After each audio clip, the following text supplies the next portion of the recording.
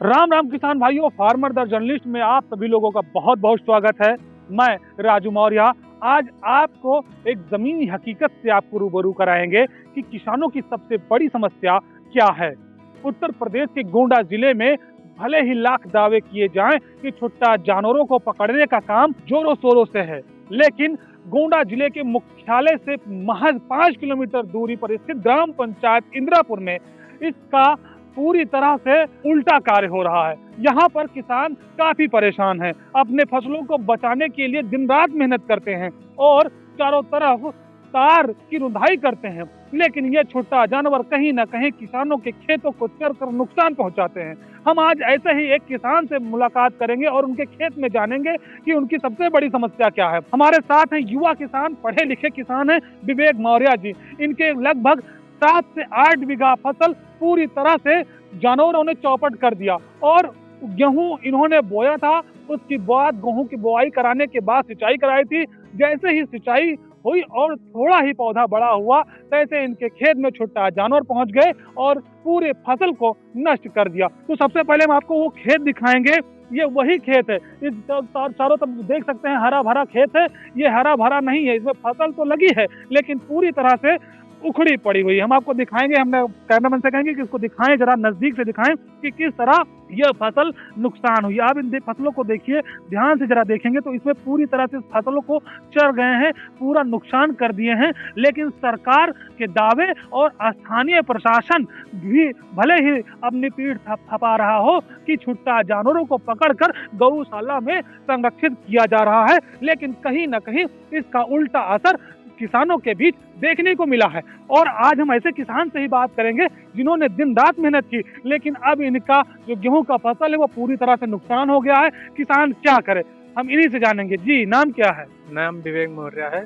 क्या हुआ, कितना नुकसान हुआ और आपने कौन सी फसल लगाई थी? मैं गेहूं का फसल लगाया हुआ था, तकरीबन 8 बीघा गेहूं है जो चर के एकदम खत्म करते हैं सिंचाई करने के बाद, और फसल हमारी सारी नुकसान हो गई है। कुछ और भी फसल थी, हमने देखा जैसे कि इधर बरसीन आपने लगाया था और ये सरसों की खेती की थी, तो ये भी सब नुकसान हुआ? हाँ, बरसीन और सरसों और मटर की भी फसल थी, वो भी नुकसान हो गया है। तो इसको क्या आपने कोई तार वार नहीं लगाया था जैसे कि सब लोग लगाए हैं? तार आपने खेतों में लगा रखा था? नहीं, हमने तार भी लगाया था, जाली भी लगाए रखा था, पिलर भी गड़ा रखा है, लेकिन वो तार जो है हरा भरा देख के हमारा ही खेत करने आए। अच्छा, ये कब आते हैं, क्या है? कोई पता नहीं कब आते हैं। अच्छा, ये कब आते हैं, क्या है?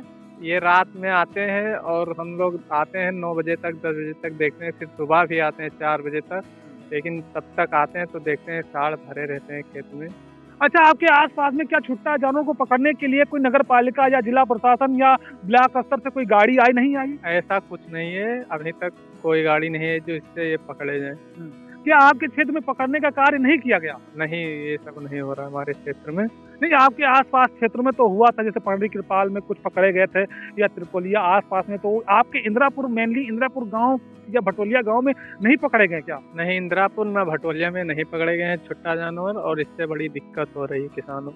तो ये थे किसान विवेक मौर्य जी, जिनका साफ तौर पर कहना है कि छुट्टा जानवरों को न पकड़ने की वजह से इनको समस्याओं का सामना करना पड़ रहा है। हम उनके और खेतों में चलेंगे जो हम दिखाएंगे आपको कि कितना बड़ा उनका नुकसान हुआ है, यानी पूरी फसल किस तरह चौपट हुई है। इस विजुअल के माध्यम से आप साफ अंदाजा लगा सकते हैं। ऐसे में किसान कहीं ना कहीं काफी परेशान है। वहीं उत्तर प्रदेश सरकार और भारत सरकार किसानों के लिए तरह तरह की योजनाएं चला रही हैं, लेकिन कहीं ना कहीं इन छुट्टा जानवरों की वजह से किसानों को भारी समस्याओं का सामना करना पड़ रहा है।